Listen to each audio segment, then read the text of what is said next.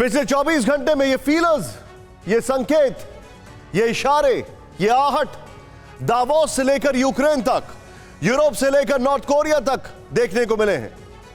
धमकी वाले इन सैंपल्स को रिलीज करने वाले कितने डिक्टेटर्स हैं, जंग के चैप्टर में कौन सा नया फियर फैक्टर ऐड हुआ है, यह आपको बताएंगे। लेकिन पहले इन संकेतों को तस्वीरों के साथ समझना जरूरी है।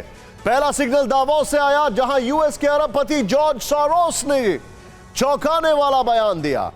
सोरोस ने कह दिया है कि यूक्रेन जंग के बाद वर्ल्ड वॉर 3 शुरू होने वाला है। जॉर्ज सोरोस, जानते होंगे आप इनका नाम। सोरोस ने यह भी कहा कि अगर पुतिन को नहीं रोका गया तो सिविलाइजेशन भी नहीं बचेगी। सोरोस ने भी शी जिनपिंग और पुतिन को डिक्टेटर करार दिया। इसी के साथ हेनरी किसिंजर, अगर उनकी बात की जाए तो उन्होंने भी डावोस में कहा है कि रशिया से किसी भी तरीके से यूक्रेन को युद्ध खत्म कर देना चाहिए। दूसरा सिग्नल वर्ल्ड इकोनॉमिक फोरम से ही सामने आया। नेटो चीफ ने पुतिन को वार्निंग दी, कहा हमारा डिप्लॉयमेंट बढ़ा है, हमारे सैनिक हर सिचुएशन से निपटने को तैयार हैं। तीसरा सिग्नल ईस्टर्न यूरोप से आया।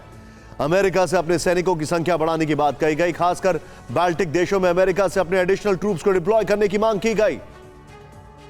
चौथा सिग्नल कोरियन पेनिनसुला से आया है, जहां प्रेसिडेंट बाइडेन के कोरिया और जापान विजिट के ठीक बाद नॉर्थ कोरिया की तरफ से बैलिस्टिक मिसाइल का टेस्ट किया गया। एक दो नहीं बल्कि तीन बैलिस्टिक मिसाइल। जवाब में साउथ कोरिया ने जबरदस्त वॉर ड्रिल को अंजाम दिया। पांचवा सिग्नल चीन से सामने आया है, जहां ताइवान को लेकर जिनपिंग के खौफनाक इरादों का खुलासा हुआ। एक ऑडियो टेप लीक हुआ जिसमें ताइवान पर कब्जे का पूरा चाइनीज प्लान डिकोड किया गया। दुनिया को जंग में झोंकने वाला छठा सिग्नल बेलारूस से सामने आया है।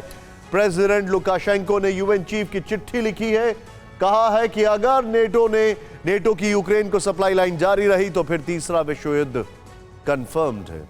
इन सारी बातों को, वर्ल्ड वॉर के इन सिग्नल्स को डिटेल में हम आपको बताएंगे। इन्हें लेकर वेस्टर्न कंट्रीज की तरफ से क्या काउंटर रिएक्शन देखने को मिला है, यह भी समझेंगे।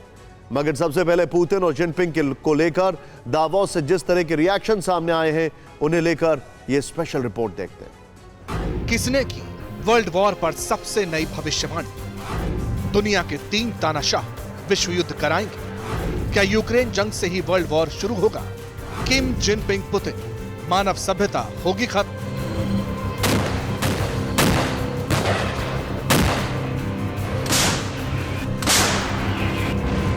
अब तक नेता, इंटेलिजेंस एजेंसियों के चीफ और टीवी पर कयामत के दिन की धमकियां दी जा रही थी, सुनी जा रही थी। बड़ी बड़ी मिसाइलों का डर दिखाकर आधे कॉन्टिनेंट के सफाए और देशों के खात्मे की बातें भी हो रही थी।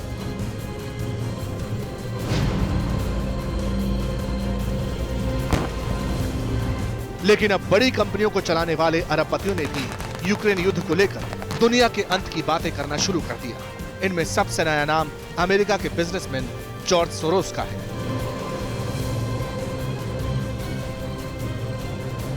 वर्ल्ड इकोनॉमिक फोरम के साइडलाइन पर सोरोस की डिनर स्पीच दुनिया भर की सुर्खियों में। सोरोस ने कहा, यूक्रेन पर रूसी हमले ने यूरोप को अंदर तक हिला दिया है। ये जंग तीसरे विश्व युद्ध की शुरुआत है। आगे की जंग इतनी भयानक होगी कि हमारी सभ्यताएं बच नहीं पाएंगी। हमें पूरी ताकत के साथ जंग को जल्द खत्म करना होगा। सभ्यताएं तभी बचेंगी जब जल्द से जल्द पुतिन को हरा सकेंगे।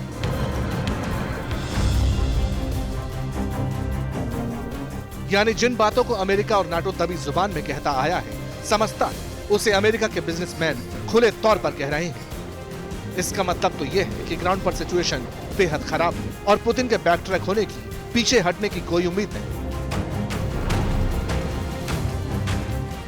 लेकिन ओपन सोसाइटी फाउंडेशन के फाउंडर सोरोस यहीं नहीं रुके। उन्होंने एशिया के सुपर विलेन का भी नाम लिया। स्पीच में जिनपिंग का जिक्र किया। सोरोस बोले, जिनपिंग और पुतिन दोनों तानाशाह, दोनों नेता खुले समाज के लिए सबसे बड़ा खतरा है। पुतिन जिनपिंग की साझेदारी की कोई सीमा नहीं। दोनों लीडर्स में कई सारी समानताएं भी हैं। वो डराकर लोगों पर राज करते हैं। इसका अंजाम ये होता है कि कई गलतियां कर बैठते हैं।